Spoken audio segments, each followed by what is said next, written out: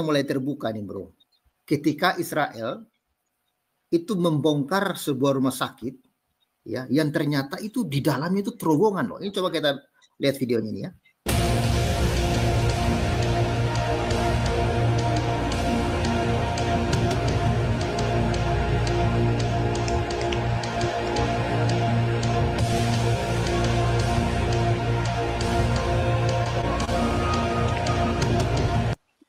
Itu ternyata rumah sakit ini bro. Betul. Nah ini, akhirnya kan selama ini kan mereka mengatakan Israel itu pembohong ya kan, Israel itu tidak betul, tidak ada rumah sakit yang di bawahnya ada terowongan. Israel itu sengaja untuk menghancurkan rumah sakit dan lain sebagainya. Dan akhirnya tuduhan ini sekarang bro dibuktikan oleh Israel gitu. Ini sekarang ini mereka kan mulai bingung, kira-kira apalagi yang kita mau komentari untuk menjatuhkan Israel. Ini Israel sudah menunjukkan bukti ini gitu loh. Ini gimana pendapat Bung Opung Tobat ketika Israel menunjukkan di mata dunia, apalagi di Eropa, yang kita lihat beberapa negara Eropa itu sudah sepertinya mulai mendukung gitu loh ini Palestina begitu. Itu gimana Bung Opung? Ya, jadi kan selama ini kan teroris Hamas ini ataupun teroris Palestina lah itu menggunakan hukum internasional. Jadi mereka menuduh Israel menghancurkan rumah sakit atau menyerang rumah sakit, sekolah, kemudian gedung-gedung publik yang merupakan sasaran sipil, kemudian melakukan pelanggaran hukum internasional ya, hukum perang terutama, Konvensi Jenewa. Tapi selama ini sebetulnya mereka itu sudah punya rencana dari 20 tahun yang lalu, bro, untuk membangun jaringan terowongan di seluruh Gaza, terutama di bawah-bawah rumah sakit. Jadi sebelum rumah sakit itu dibangun, dasar dari terowongan itu sudah mereka petakan, termasuk mungkin di Konoha ini juga terlibat dalam pembangunan terowongan di bawah rumah sakit Konoha itu kan gitu kan. Nah, ini rumah sakit Eropa ini termasuk rumah sakit yang selama ini tidak tersentuh. Hampir semua rumah sakit kan sudah sekitarnya itu kan sudah hancur ya, terowongannya sudah ketemu, tinggal ini yang belum disentuh. Kenapa Israel selama ini tidak menyentuh rumah sakit Eropa ini? Pertama, Israel sangat menghormati negara-negara Uni Eropa. Nah, ternyata diam-diam sebetulnya intelijen Israel juga sudah tahu bahwa ada terowongan di bawah. Tetapi dia kan akan mengumpulkan informasi sampai betul-betul fix bahwa ini digunakan oleh para pimpinan, terutama Muhammad Sinwar. Ya, Muhammad Sinwar itu bersembunyi di situ. Nah, kemudian dia melakukan pemetaan terowongan. Kemana terowongan itu kan ada jalan masuk, jalan keluar, cabangnya kemana. Dia petakan dulu, kemudian dia melakukan bom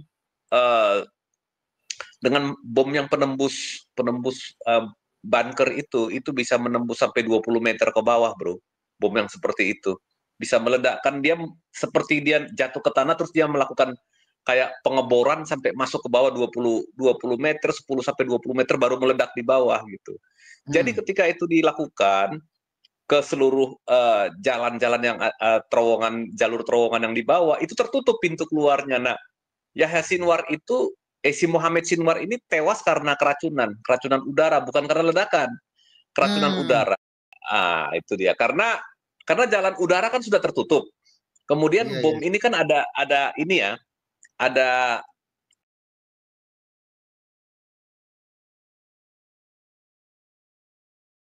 ada amunisi ini kan kadang-kadang kan mengeluarkan residu yang beracun juga. Di samping itu, kadang-kadang kalau kita menggali tanah di bawah kan, bro, kan kadang-kadang orang yang gali kubur bisa tiba-tiba tewas kan?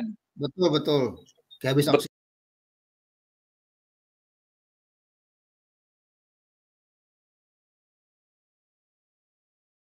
betul, ada gas yang ini yang beracun di bawah tanah ini kadang-kadang. Nah, itu ketika ada ledakan itu, kemungkinan gas ini keluar. Nah, itulah yang membunuh Muhammad Sinwar dan teman-teman ini. Ada 10 orang.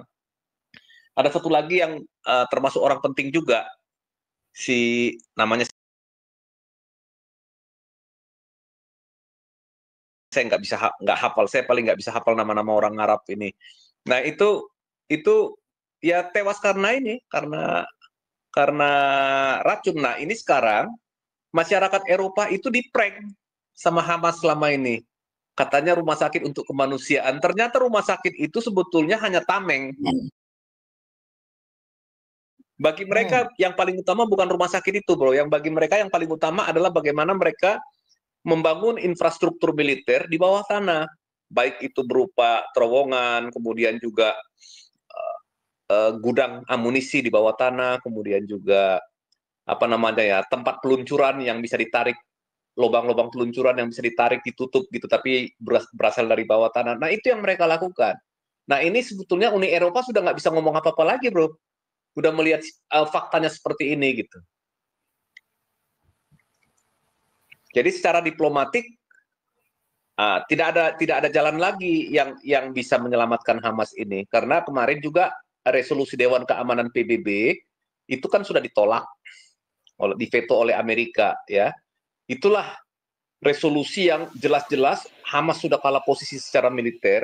Itu resolusi itu memberikan kemenangan kepada Hamas, di mana Israel harus menarik pasukan, perang harus dihentikan, sandera dikembalikan, tetapi tidak ada sedikit pun kalimat dalam keputusan itu untuk menyinggung kekejaman Hamas gitu. Nah, itu yang akhirnya membuat Amerika menolak gitu, bro. Jadi artinya itu resolusi yang tidak adil gitu bagi Israel. Jadi seolah-olah nyawa bangsa Israel itu, nyawa orang Yahudi itu halal darahnya untuk ditumpahkan. Jadi seperti itulah kira-kira, bro, gitu. Jadi, nah ini yang tidak disukai oleh Amerika. Akhirnya Amerika veto langsung ini resolusi gitu, bro. Wah, Gitu. jadi memang ya, bro. Ya, berarti sekarang ini boleh dibilang ya Israel sudah menunjukkan bukti itu kepada dunia, ya kan? Kepada Ya, betul. baik Eropa maupun negara-negara. Karena begini, kalau menurut saya ya, negara-negara Islam ini sebenarnya mereka itu nggak ada yang simpati sama Israel. Mereka cuma tinggal tunggu momen aja nih, Bung Opung. Iya, Ya mereka kan? tunggu momen ketika Israel lemah, mereka akan menghancurkan Israel. Karena begini, ambisi mereka ini mau menguasai dunia, bro. Tetapi dunia ini nggak bisa mereka kuasai selama worldview-nya masih Judeo-Kristiani. Itu persoalannya. Jadi mereka caranya bagaimana? Worldview ini hanya bisa dihancurkan kalau misalkan situs-situs sejarah, terus kemudian juga kita tahulah budaya kekristenan dan Yahudi kan adanya di tanah perjanjian ya, terutama di Bukit Bait Suci. Nah, itu yang mereka mau kuasai, mereka terobsesi untuk itu supaya sejarah itu bisa mereka rubah gitu, mereka tukar. Dengan demikian kita kehilangan jejak sejarah kekristenan dan jejak sejarah Yudaisme. Dari situ nanti ideologi ini lama-lama akan pelan-pelan merubah worldview gitu ceritanya, bro. Kembali ke pelajaran teologi juga lah ya, worldview ya, kan gitu kan. Berubah worldview. Nah, itu mereka maunya seperti itu. Makanya Israel ini perlu dihancurkan. Jadi bukan masalah solusi dua negara, enggak. Hamas, Palestina enggak niat kok bikin negara. Dari sejak tahun 1948 mereka tidak pernah berniat untuk membuat sebuah negara, bro. Kalau mereka berniat membuat sebuah negara, ketika tahun 1948 kedua tanah itu dibagi oleh PBB, itu pasti mereka akan bikin, tapi tidak kan. Nah, isu mau bikin negara Palestina itu sesudah negara-negara Arab ini kalah perang di tahun 1967, perang 6 hari itu, bro. Baru mereka ngaku-ngaku bahwa mereka bangsa Palestina. Tetapi kalau ditanya, apakah pernah ada kerajaan Palestina, apakah pernah ada kesultanan Palestina atau siapa raja Palestina atau sultan Palestina, di mana wilayahnya dulu, apa ibu kotanya misalnya gitu. Nggak pernah ada, bro, buktinya gitu ya. Baik di tahun 1900-an maupun di masa Raja Daud juga nggak ada yang namanya ini negara Palestina. Bangsa Filistin ada, tetapi itu kan berbahasa Yunani dari Pulau Kreta. Kalau sekarang ini yang mengaku bangsa Palestina kan orang Arab. Iya kan gitu kan? Bahasanya bahasa Arab. Terus paling gampang satu lagi, bro, yang bikin telak bahwa Palestina ini sebenarnya adalah sebuah entitas yang diciptakan untuk apa? Untuk meniadakan keberadaan Israel dan untuk memusnahkan kaum Yahudi. Coba ditanya, bagaimana bentuk bahasa Palestina? Siapa yang bisa jawab, bro? Nggak ada. Ada nggak yang bisa jawab? Menunjukkan satu kata aja bahasa Palestina. Yang ada bahasa Arab, bro. Nggak ada, bro. Nah, itu dia. Nah, inilah bahwa belum lagi kalau kita bicara bukti sejarah. kita bicara bukti arkeologis, kita bicara situs-situs sejarah. Nah, kalau dibilang itu bohong, ya nggak bisa bohong dong. Sejarah mana mungkin bohong? Itu kan ilmu pengetahuan, bukti itu kan digali di bawah tanah gitu. Tapi kan orang ideologi sebelah ini kalau sudah misalkan ini nggak sesuai dengan ini kan mereka mengabaikannya gitu kan. Tapi mereka nggak bisa membuktikan apapun tentang keberadaan Palestina. Nah itu. Jadi obsesinya ini sebenarnya bukan masalah negara, bro. Mau menguasai dunia itu aja. Jadi Israel inilah benteng terakhir peradaban manusia sebetulnya. Kalau tidak ya kita kembali budaya dan peradaban manusia ini stagnan, kembali ke abad ke-7 di mana orang harus cebok pakai 3 batu dan minum kencing onta gitu, bro. Kembali ke zaman batu ya kalau begitu. Oke Sobat Waras, inilah kondisi terbaru ya rumah ibadah yang kita bangun. Jadi tinggal ya pengecetan dan juga plafon ya, plafon bagian atas itu belum bagian luar ya yang juga mau kita kerjakan. Ini ya kawan-kawan.